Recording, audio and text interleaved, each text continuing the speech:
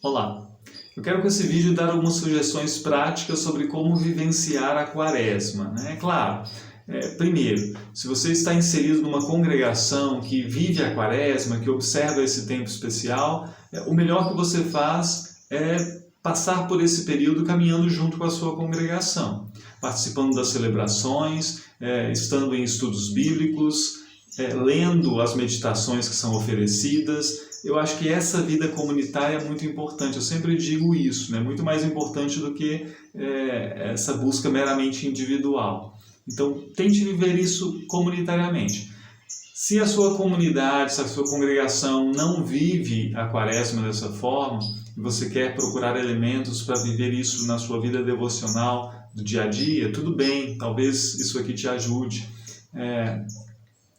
Ou então, né, se você tem um grupo de amigos que está pensando nisso, em como fazer, bom, vamos conversar. Eu vou dar umas sugestões assim que são simples, embora não sejam, como é que eu vou dizer isso? Eu não quero dar regras, né? Assim, faça isso, receita, né? Você vai ter que pensar como aplicar cada sugestão aqui ao seu dia a dia, como colocar isso em andamento no seu tempo, tá? Primeira coisa, né? Quaresma é um tempo de arrependimento.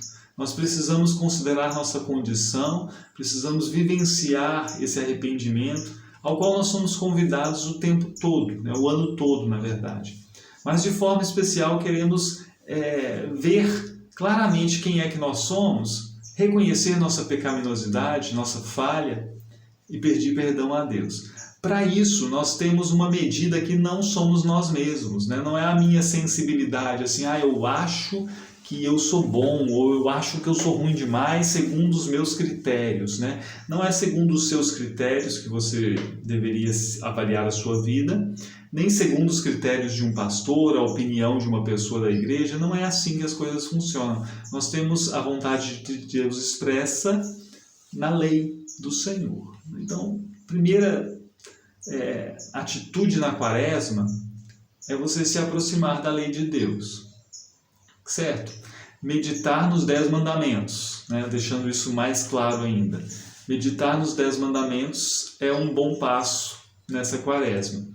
Como meditar? Meditar não é simplesmente fechar os olhos e ficar um tempo ali parado, né? Você vai estudar, você vai pensar sobre, ler a respeito dos 10 mandamentos, tentar entendê-los um pouco melhor para reconhecer a profundidade da sua imperfeição. Por exemplo, né, no âmbito luterano, o que mais vamos fazer é voltar aos catecismos de Lutero, voltar ao catecismo menor e voltar ao catecismo maior de Lutero. E assim nós vamos encarando o fato de que não cumprimos os 10 mandamentos perfeitamente. Esse exercício eu acho fundamental na Quaresma, né? E é muito proveitoso. Cada vez que nós voltamos aos 10 mandamentos, nós percebemos algo mais e nós percebemos algo mais sobre nós também. Ao mesmo tempo, enquanto meditamos nos 10 mandamentos, eu acho imprescindível meditarmos também no que Cristo fez em sua vida e paixão em nosso favor. Porque assim nós vamos vendo, né, ao mesmo tempo a nossa falha, a nossa imperfeição, e vamos vendo a vida perfeita de Cristo vivida por nós. Porque nós não queremos, com o arrependimento, nos encaminharmos para um desespero. Então não tem mais jeito, eu sou uma porcaria mesmo. Não, é fato, nós somos assim, sem solução não fosse Cristo, né? Então vamos nos lembrando de Cristo também por todo esse processo, para que tenhamos equilíbrio. Outra parte desse exercício de arrependimento, eu acho muito interessante pensarmos nos nossos relacionamentos. Por que isso, né? Porque os nossos erros, eles são, via de regra, erros cometidos diante de outra pessoa, ou diante de Deus ou diante do próximo, ou contra Deus ou contra o próximo. Então, pensar os relacionamentos nos ajuda a ver na prática o que temos feito de imperfeito e o que podemos melhorar. Talvez tirar um período da Quaresma, você pode dividir isso em semanas, como preferir, para pensar assim, olha, eu vou pensar essa semana no meu relacionamento com Deus com toda a sinceridade, como eu tenho vivido diante de Deus, o que tempo eu tenho dedicado e o que eu tenho esperado de Deus é o que Ele quer me dar, o que eu tenho levado para Deus é o que Ele espera receber. Pensar isso mais intensamente, à luz dos mandamentos também. No outro momento você pode pensar no seu relacionamento matrimonial ou se você não é casado, né, com uma namorada, como que tem sido essa vida que você tem levado com essa pessoa, né? Não pensar aqui na Quaresma o que você espera dessa outra pessoa, mas pensar de forma mais enfática o que você tem oferecido, né? Qual tenha sido a sua atitude, o seu comportamento, porque a ideia é pensar você por causa do arrependimento, né? Como que eu tenho me colocado, o que eu posso melhorar nisso. Isso me parece bom para a gente ver o mandamento, o nosso erro, a nossa necessidade do perdão, de reorientação na vida prática. É claro que você vai pensar em família depois, vai pensar em colegas de trabalho e vai pensar nos papéis sociais que você tem vivido. Acho que isso pode ajudar também. Para muita gente pode ser importante uma consideração da possibilidade de viver de forma mais enfática a disciplina cristã, o jejum, a restrição de algo que você tem o hábito de usufruir. Para quê? Para você mostrar para si mesmo que esse é um tempo especial, que a vida não é usufruir o tempo todo de tudo que você quer, mas também é se negar a algo durante um tempo para se reeducar, para direcionar a sua atenção ao que merece realmente a sua atenção. Algumas pessoas deixam de comer carne, algumas pessoas deixam de assistir alguma coisa. Eu conheci gente até agora que deixa de fazer uso de uma rede social. Por quê? Porque isso é algo que atrai tanto o seu coração, a sua atenção, e essa pessoa quer dizer para si mesma, não pode ser assim o tempo todo. A minha atenção precisa ser dirigida a outra coisa, mais importante que isso. O meu prazer precisa estar em algo muito mais importante do que comer isso. Então é sim, uma autorrestrição, é uma forma de jejum para uma reorientação da vida. É algo pedagógico, mas é algo que deve ser feito individualmente. Isso aqui me parece muito melhor sendo feito individualmente, porque cada pessoa sabe o que seria mais importante para si, né? O que seria mais significativo para si. E não é algo obrigatório também. Para algumas pessoas isso não vai fazer tanto sentido e para algumas pessoas isso pode ser até perigoso. Sem uma orientação devida pode virar uma superstição, pode virar uma troca com Deus, que não é o caso, né? Não é o caso.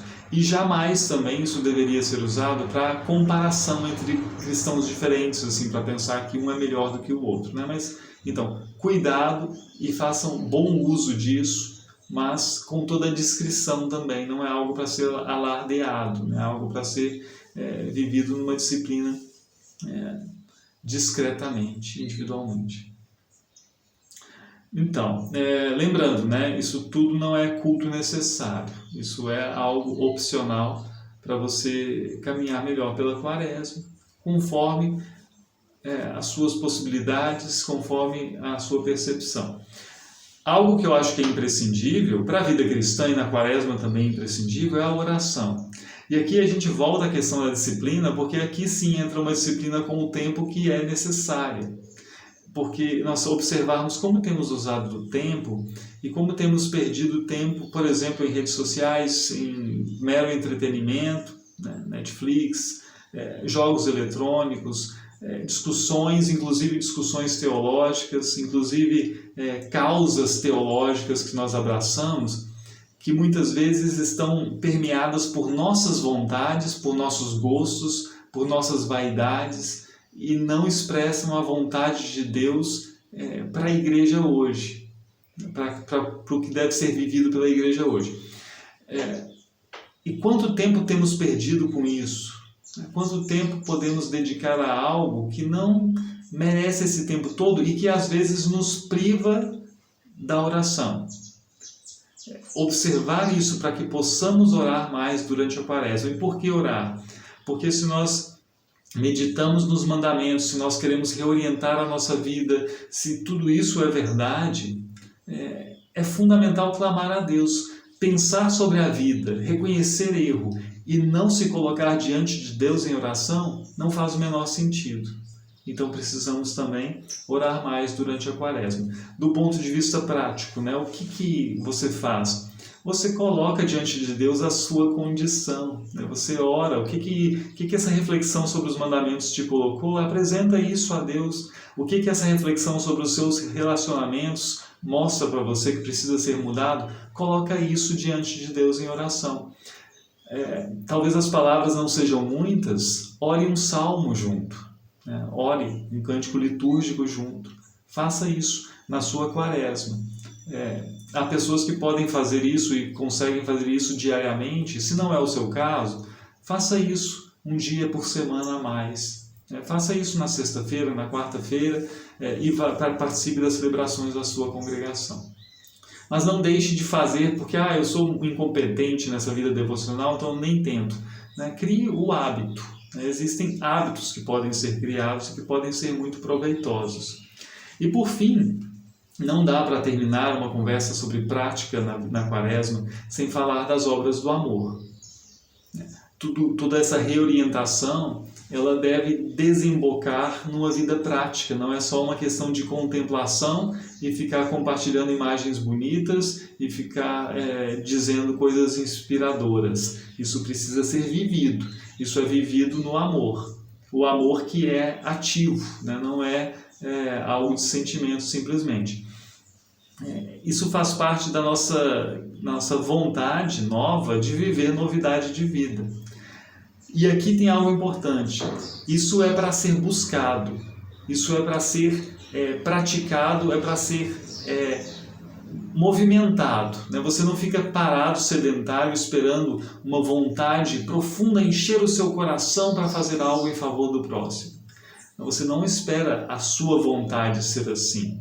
É claro que Deus trabalha no seu coração, muda os seus afetos, sim, mas você olha para a vontade de Deus e se move, porque você quer viver segundo a vontade de Deus. Às vezes você vê alguém, por exemplo, necessitado, e você sente, porque o seu coração é assim, uma vontade de afastamento, na verdade.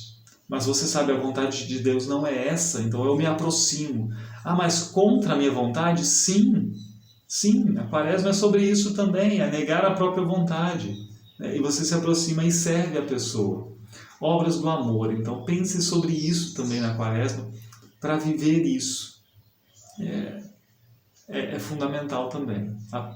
Afinal de contas, o arrependimento não é só para ficar no sentimento, ele é para também mudar a nossa vida, para que haja uma mudança de vida. Obras do amor que são praticadas de diversas formas diante de diversas pessoas, não só de pessoas carentes, mas de diversos tipos de pessoas que precisam da sua atenção, que precisam da sua atitude. Pode ser alguém da sua família, pode ser um desconhecido, pobre ou rico. As pessoas precisam das suas obras do amor, que são variadas e expressas de diversas formas. Eu acho que se você escuta isso e pensa a sua quaresma, organiza a sua quaresma a partir desses pontos aqui, do arrependimento, possivelmente da disciplina, da oração e das obras do amor, você encontra meios. Eu não quero dar regrinhas imediatas, assim, faça isso todo dia, faça aquilo. Não, porque não acho que é minha função fazer isso. Você precisa vivenciar a quaresma no seu contexto, segundo as suas possibilidades, segundo a sua rotina. Busque estruturar isso minimamente, faz parte da disciplina isso, de ter um roteiro mínimo para não se perder, para não esquecer, assim, eu vou viver o arrependimento, vou pensar sobre isso, mas você não estabelece uma leitura para isso acontecer, não estabelece um tempo para isso fazer, a coisa vai se perder. Mas, de novo, se a sua congregação já te encaminha a isso, aproveite, porque é uma grande oportunidade. né? É isso, né? Eu quero deixar essa mensagem então e dizer que Deus te abençoe nessa quaresma, nesse período tão importante, que possa ser edificante para a sua vida, né? Ore por outras pessoas, por mim inclusive, e eu oro por você também. Que Deus nos abençoe, que Deus nos conduza e que estejamos com Cristo ao longo de toda essa quaresma. Bênção de Deus e até a próxima.